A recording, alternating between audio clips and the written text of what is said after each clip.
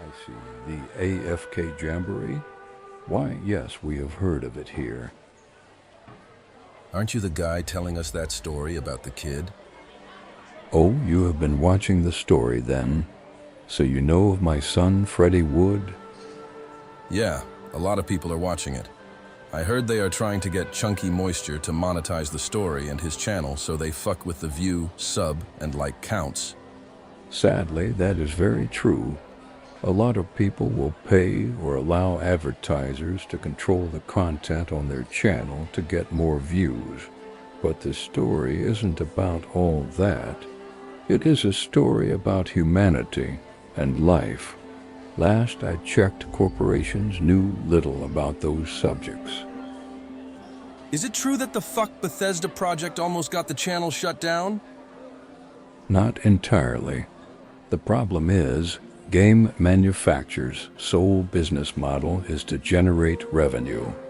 They can deal with a limited amount of negative publicity as long as those content creators generally support and promote the game. But when a creator decides to blatantly stand up, not only for free speech and artistic rights, but to deliberately incorporate the flaws in a broken platform in attempts to make it a more palatable experience, then the lawyers come crawling out of the woodworks, screaming about proprietary information, this and intellectual property, that. They can cease and desist these nuts. So what happened to the Fuck Bethesda project?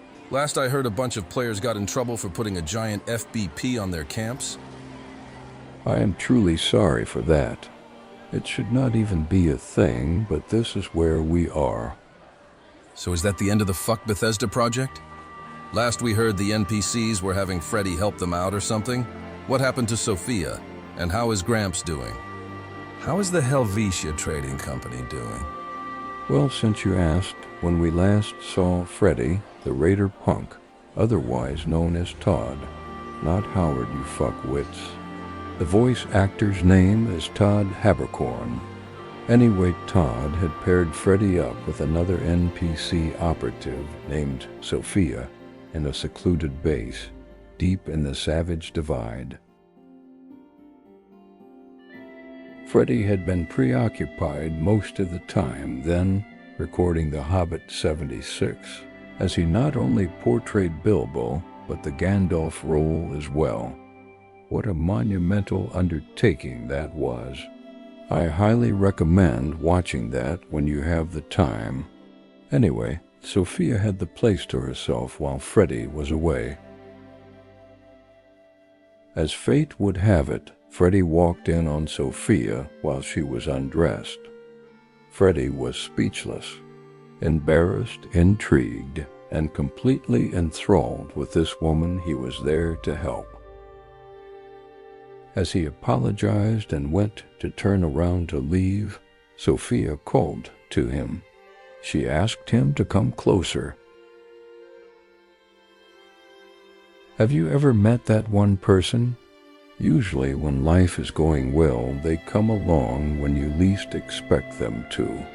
When you are not looking for them, Sophia came along hard and fast, and Freddy's shell of mistrust he had developed over the years started to become malleable.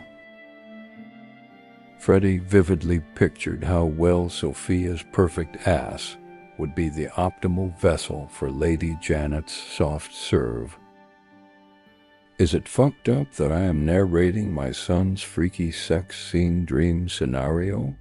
Hey, fuck it. It's the apocalypse, right? Moving on, Sophia had Freddy meet her upstairs before he was to leave to meet Todd. After giving him Todd's location, she warned him to use caution while traveling. You see, while Freddy was away, a bizarre space alien creature had come to attack the base. They were able to fight it off, but what it was and who had sent it was a mystery. Freddy listened to her words intently. Mystified by her voice, he was trying to understand if Sophia was just protecting their operative, or did she truly care about him. Freddy hoped for the latter, but was too diffident to inquire further. He had quite the journey ahead of him. Todd wanted to meet somewhere secluded. He was staying at another player's camp not far from Hillfolk Hot Dogs, and would meet him near there. Freddy actually was sad having to leave Sophia, not because she was not safe, or he was in danger, but because he would truly miss her. My little sparrow, there is hope for you. Your life has just begun. And I could not do what I wanted to, but I fear my time is almost done. But through your actions, truth will carry on. Go forth with joy in your heart. And even though I will be gone, you've got to play your part. Listen to me now, you will overcome. I promise you, and be whatever it is that you wanna be. There is hope for you. Oh, there's hope for you, but it's much too late for me. The wayward weeping voices that you will hear, each with their own story to tell. And you have the choice to bend your ear and treat your fellow humans well. Oh, so goodbye, my little sparrow.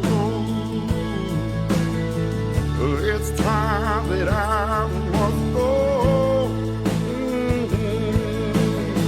to keep on the straight and narrow.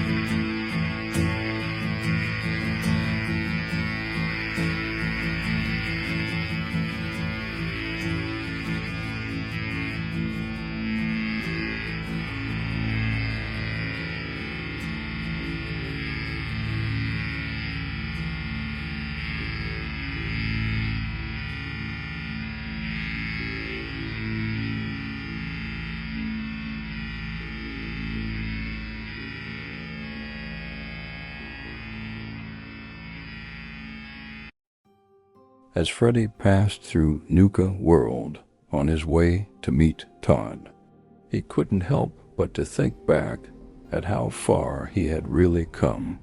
Nuka World now seemed smaller, more lonely, only a stopping point on the map. As he snuck around the big top tent, he half-heartedly thought he should check on the Nuka shit shack, maybe say hello to a few of the Nuka peeps. But he trudged on, heading toward the forest region and the banks of the Ohio River.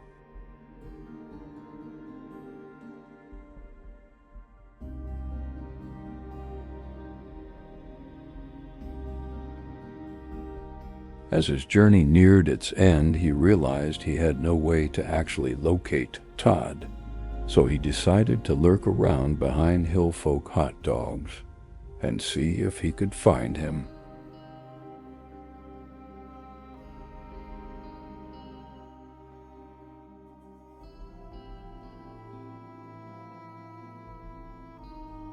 As Sophia had promised him, Todd had been waiting for Freddy. And so many questions started to well up within his mind. What did the NPCs want with him? What was all of this about? Was anything real anymore? Before Freddy could get the first of his many questions out, Todd abruptly interjected, sensing Freddy's angst and anticipation. Todd asked Freddy if a man named Indrid, a smiling man, had gotten to him yet, and began to describe Indrid Cole to Freddy. Freddy was frozen in his own soul.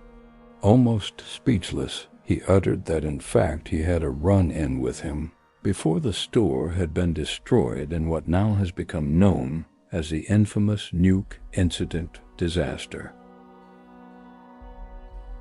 Freddy told Todd about his journey with religion and how Indrid told him that he, in fact, not only knew his mother Molly, but was the muse and inspiration behind who she became, the killings and path of destruction she had left in her wake.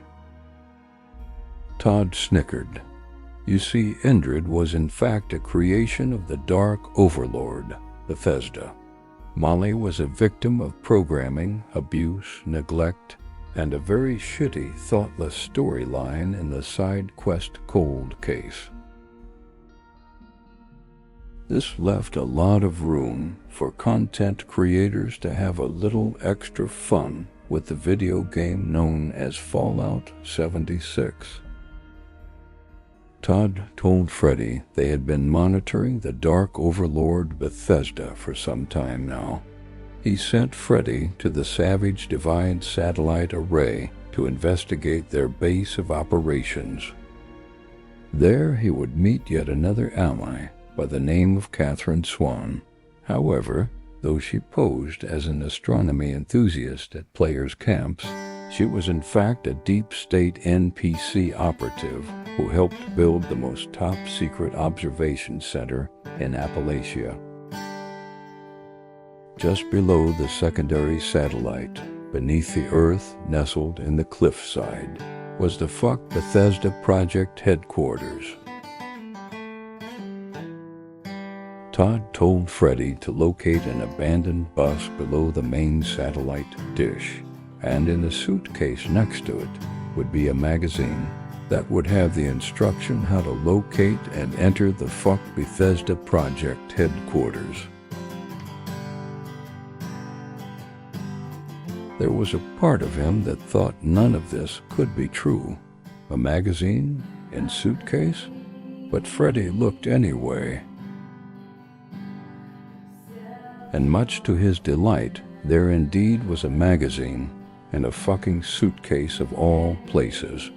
Inside were the coordinates and instructions on how to enter the Fuck Bethesda Project headquarters.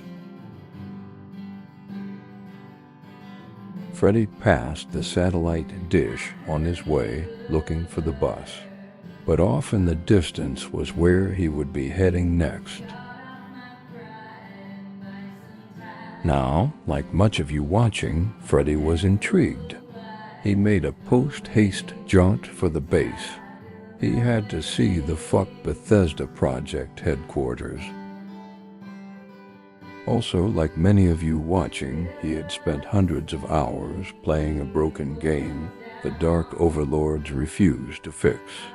That uses the PTS as a content creator's download source for free promotional material, yet all the while blocking others who won't directly support the game. And as Freddy approached the hidden entrance of the Fuck Bethesda Project, a quiver with anticipation at what he was about to witness. He found the hidden symptomatic that would be his porthole, his gateway into another world, the world of the Fuck Bethesda Project.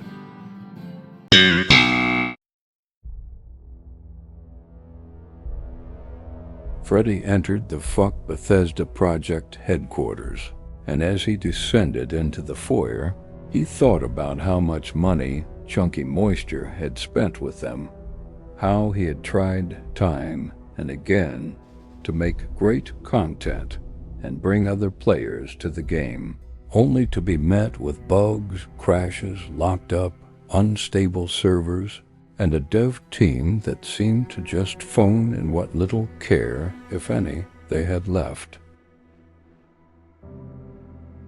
Lest we mention the Atom Shop, the overpriced reskins, glitch-filled interactive items that are so buggy they aren't even worth trying to place.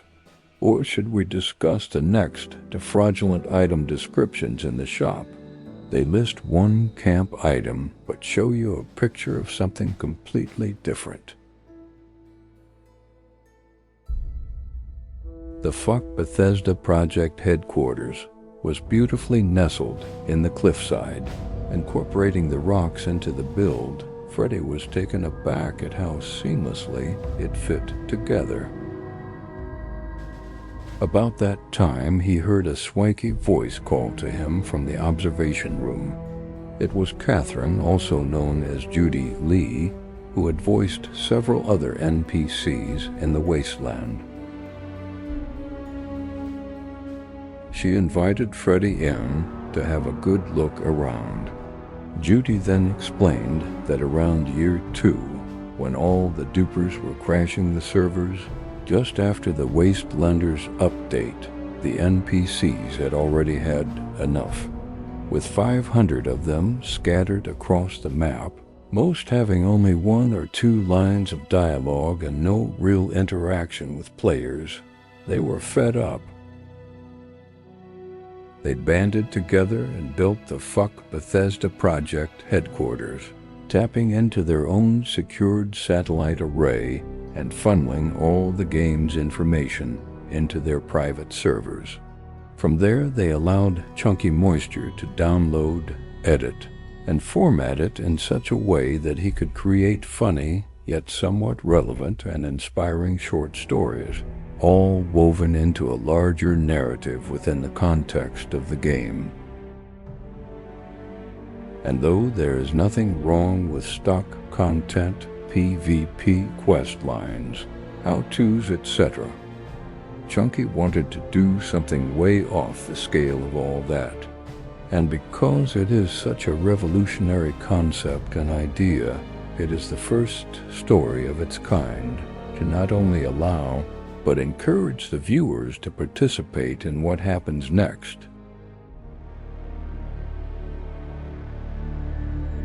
And no matter how much Chunky dumps on Bethesda, and in all honesty, no matter how many times he tries to say the Fuck Bethesda Project, he genuinely cares about the game and its community. In many ways, this game saved his life, and this is his way of paying it forward.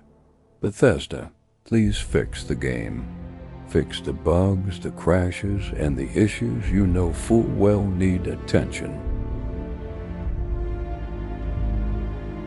The one thing that makes this game so special are the players, the community. And every time you put out some reskinned creature, build as the next best thing, or dump content that doesn't work instead of fixing it, you are losing players and killing this half-dead game.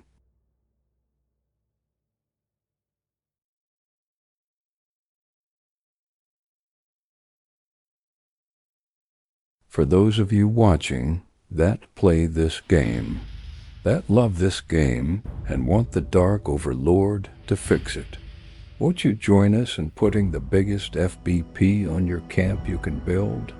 Together we can make it a great game. As Trump would say, make Fallout 76 great again. Or MFO76ga. So there you go. That was part 2 of Haters Inc. For all you trolls that love to tell me how much this channel and games suck. Now, moving forward, I do have a lot of your questions, comments, and suggestions archived, if you will.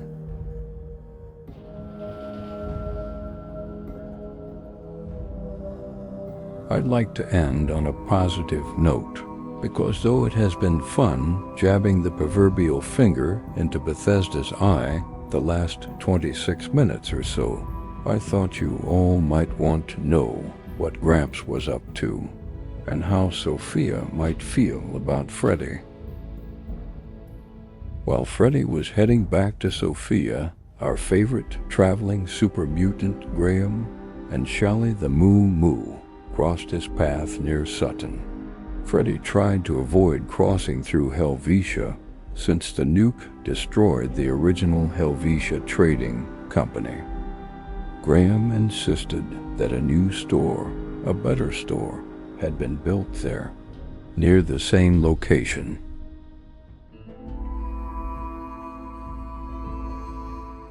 Super mutants weren't known for a sense of humor or joking around much, so Freddy thought there might be something to it.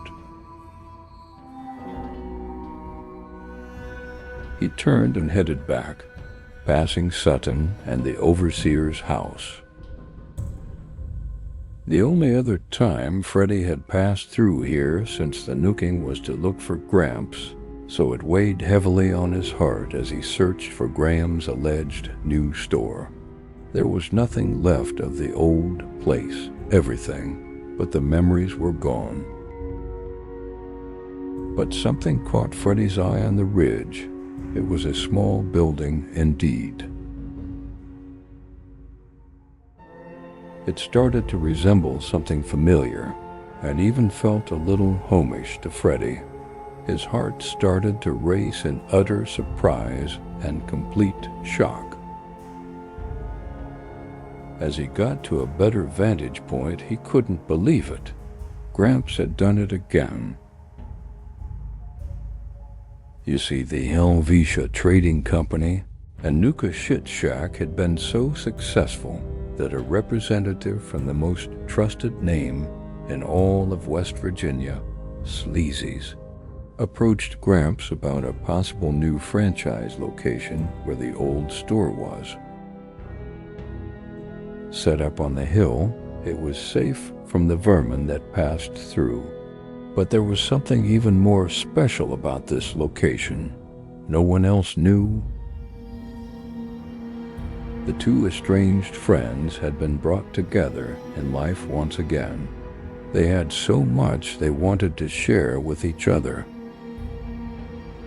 Freddy told Gramps about the Fuck Bethesda project getting banned and suspended, and also that he thought for the first time he might be in love. Gramps was overjoyed. He told Freddy he had been following his other journey through the Fuck Bethesda project. Watching the Hobbit 76, he had built something very special for Freddy, but wanted him to first see what made this location so special to begin with. You see, deep below the rocky outcrop, what was once an enclave bunker had been repurposed for a command central, if you will, to control the robots at the Fuck Nuke Parade. Long since abandoned, the robots still ran on the auto program from the control module. With a completely hidden secret entrance, anyone in the bunker was safe from everything. Freddy hurried down to try to find the way in, and with a little gumshoe, he was safe inside. Gramps had stumbled upon the bunker by accident while scouting for the new store location. Turns out, the nuke was never meant for Freddy's store that fateful day.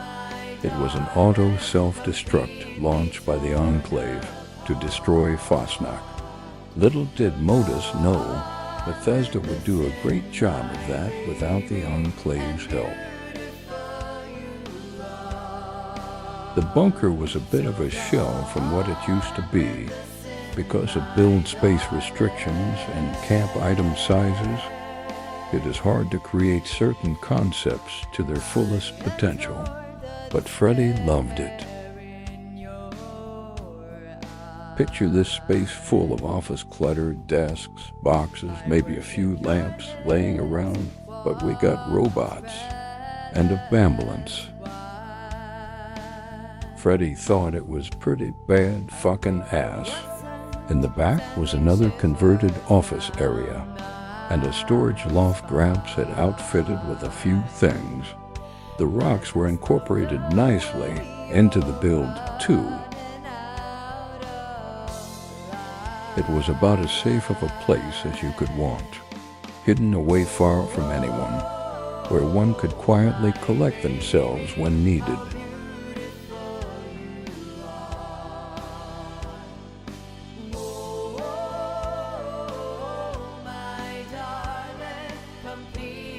And the Fucknock console was untouched by the nuke, alive and well, running the robots every annoying hour during the season.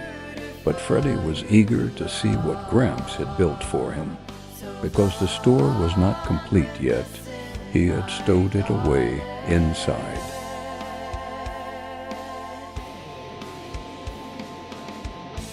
Inside the store, Gramps built a shelter in honor of Freddy's performance in the Hobbit 76, replicating the off-site sets for any passerby to see.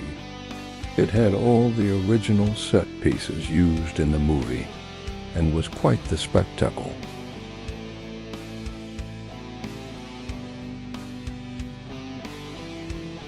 Gramps was proud of Freddy's hard work and achievements. He wanted everyone to see. Let's tour the sets we used to make the Hobbit 76. See if you spot any familiarities.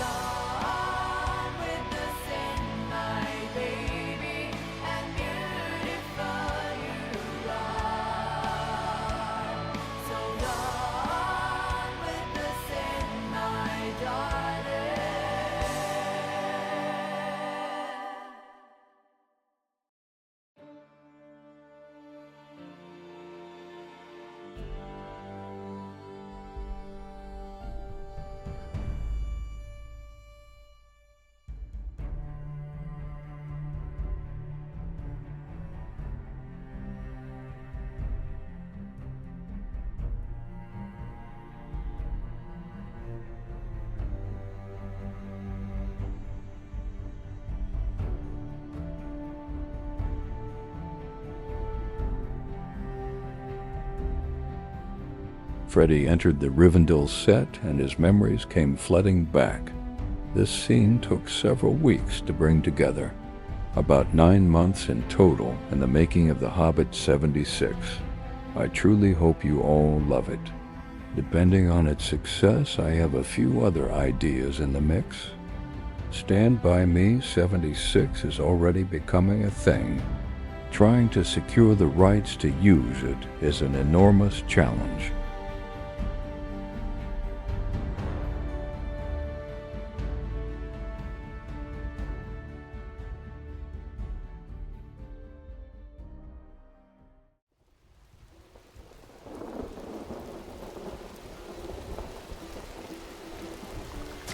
And that, dear friends, concludes part 2 of Haters Inc. Next time, we will be moving on to some more of your ideas, questions, and suggestions.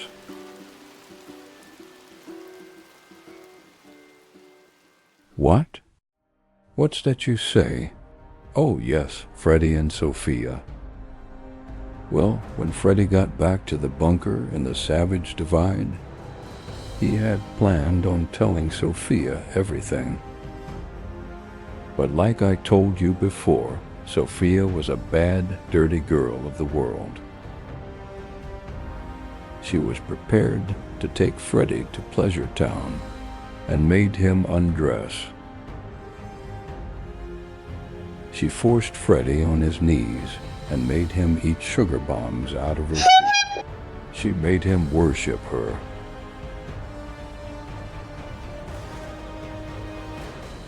And worship her he did.